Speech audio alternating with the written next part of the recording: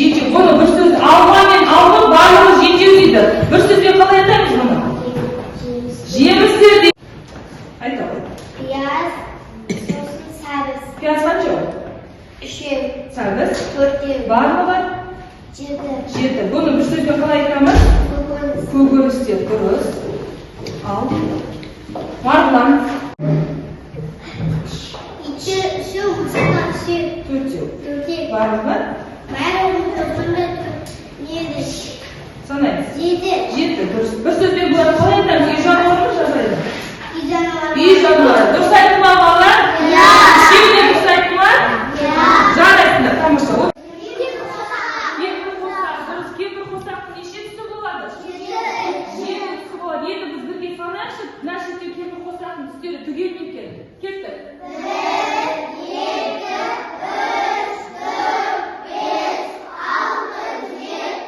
7 түс бар екен, түгел екен балалар, я? Жарайды. Енді балалар бір аптада неше күн бар? 7 күн бар екен, бір аптада 7 күн бар. Енді как атап айтып шығамыз?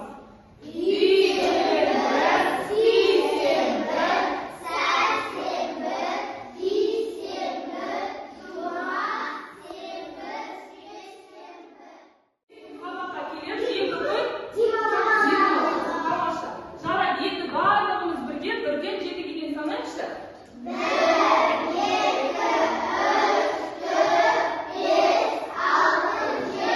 Тамаша, енді кері санаймыз.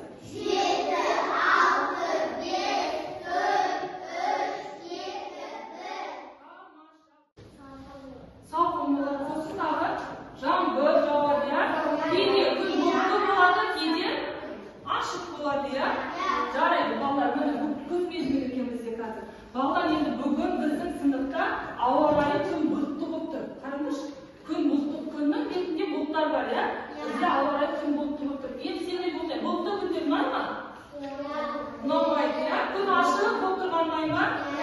Жарайды, балалар, енді нашима күннің бетінде неше бұлт бар санайықшы.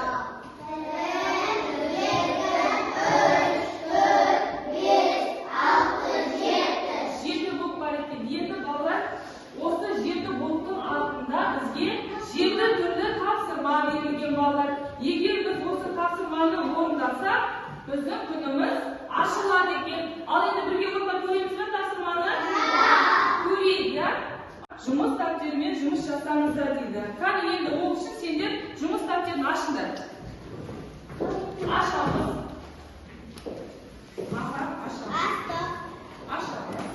Сана, сонша нүкте сал, және цифрымен қос дейді. Енді бірінші мына жерде жылқының суреті тұр. Білгенде неше жылқы бар мына суретте санашы? Зейін басып көтер. Неше жылқы бар екен? Дұрыс па балалар?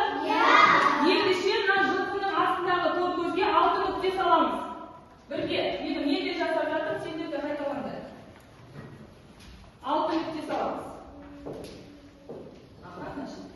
Неше ой бар екен?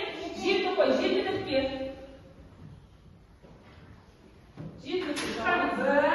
1, 2, 3, 4, 5, 6, 7. Яғни 7 бұлт бар екен, 7 нүкте саламыз.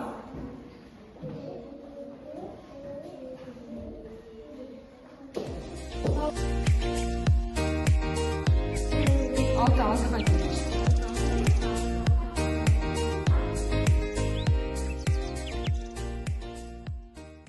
Сергіту сәті дейді, орнымыздан тұрайық болар.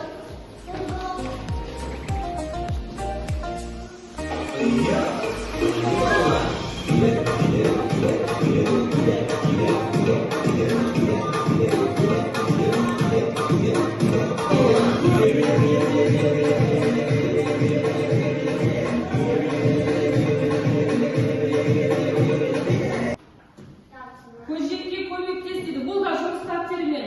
Тапсырма балалар жұмыс дәптерімен қараңдар. Көжекке себепке 7 цифры және 7 нүктесі бар сөздермен 7-ге көмектес. 7 саны мынау ғой бізде, я? 7 мынау 7 нүкте. Енді көжекке осы 7 саны мен 7 нүкте арқылы себепке баруға көмектесеміз біз. Яғни көп түсті қаламдардың алында қолдарына. Енді қараңдар, мен сияқты мына тор көздің ішін бойлайсыздар көп түске.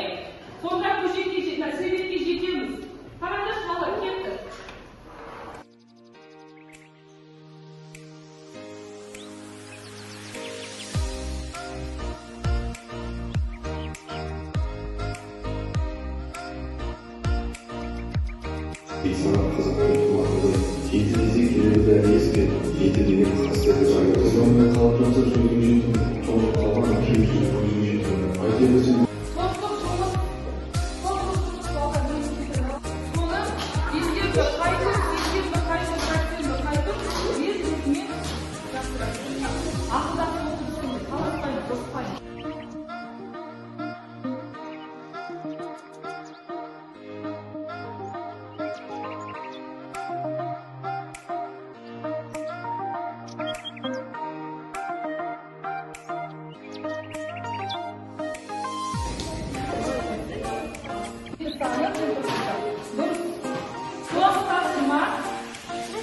Refleksiya, егер бүгінгі тапсырма түсінікті болса, жас түсінікті болмаса, қызыл түсті жапырақ, егер түсінікті бірақ сұрағым бар десеңдер, сары түсті жапырақты алып, анау ағашқа жапсырасыңдар. Түсінікті ме?